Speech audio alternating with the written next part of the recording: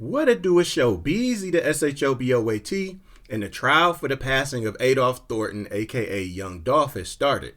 The two shooters that were seen in the now infamous video firing into Makeda's cookie shop are in court. That's aspiring rapper Justin Johnson, aka Straight Dropp, and Cornelius Smith. Now, I know most of you have probably seen the headlines where the prosecutor said that Yo Gotti's brother, Big Jook, had put out a $100,000 hit on Young Dolph. And it gets even more sinister when we find out from Cornelius Smith that Jook also had put up money for the body of any Paper Route Empire artist. That's, of course, Young Dolph's record label. So from what we're hearing in court, Big Jook put up the $100,000, and Hernandez Govan, aka Orange Mound Quette, was the middleman or the facilitator, and that's why he's been labeled as the mastermind of the shooting.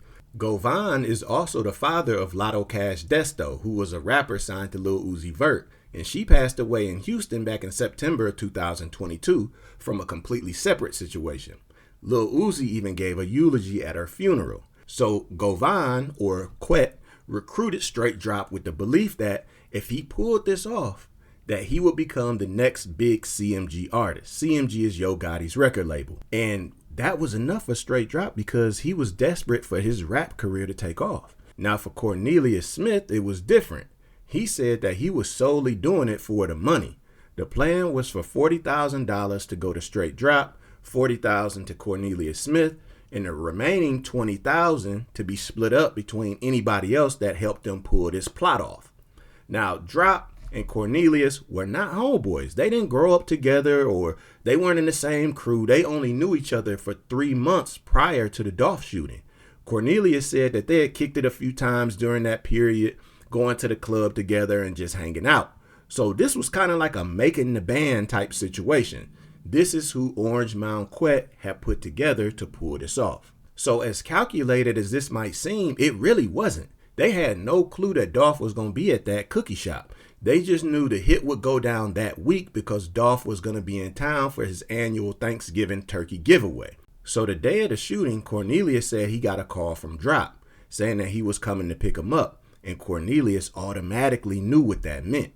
This was also his daughter's birthday, so the timing was good for him because he would have some money for her birthday party. And that's when Dropp picked him up in the infamous white Mercedes Benz. I imagine that Dropp got the drop on Young Dolph because that's when they headed to the cookie shop and caught Young Dolph lacking and hit him 22 times, causing him to pass away. Cornelius said that he was actually shot in the shoulder by Marcus Thornton, and Straight Dropp was grazed in the back. Marcus Thornton is Young Dolph's brother that was actually at the cookie shop with him that day. He also said immediately after, they called Big Jook on FaceTime to let him know that the job was done. Now you might be asking yourself, how are we getting so many specific details to how this homicide for hire went down? Well, here's the issue. Remember the $40,000 each that they were supposed to get? They never got it. The rumor is that Orange Mound Quette ran off with the $100,000. Now this could have been because the situation was so hot that he couldn't get up with them in a stealthy way to not implicate himself, or this could have been his intention from the very beginning. So Straight Dropp did what he could to help out Cornelius while they were separately on the run, giving him $500 and then another $300 later on. So he only got a total of $800 instead of the $40,000 that he signed up for. So he felt slighted, you feel me?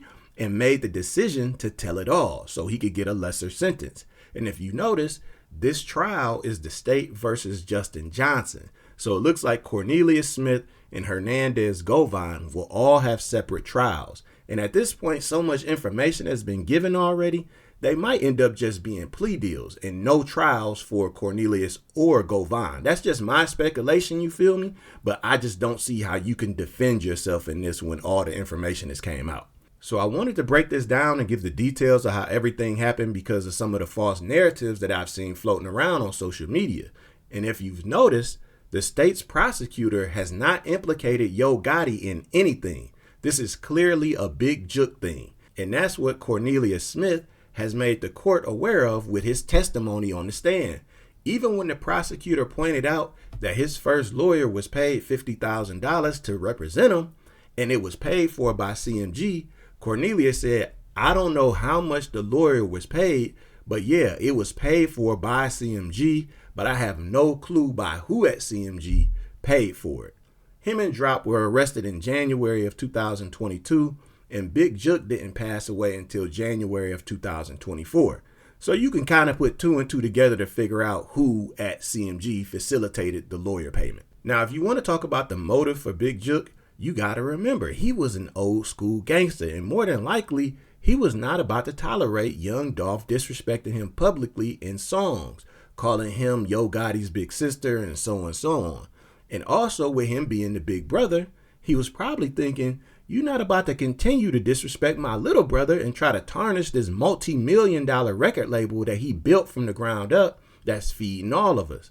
So he tried to reverse the game and put up money to take out Young Dolph and any of his artists. So the one thing that this trial has done so far is absolved Yo Gotti of any wrongdoing in the passing of Young Dolph. And one thing to remember is that with all of the disses and interviews and songs that Dolph threw at Gotti, Gotti has never responded back musically or in his interviews. Black Youngster is the only one from the CMG camp that has dissed Young Dolph at the same frequency that he was dissing them.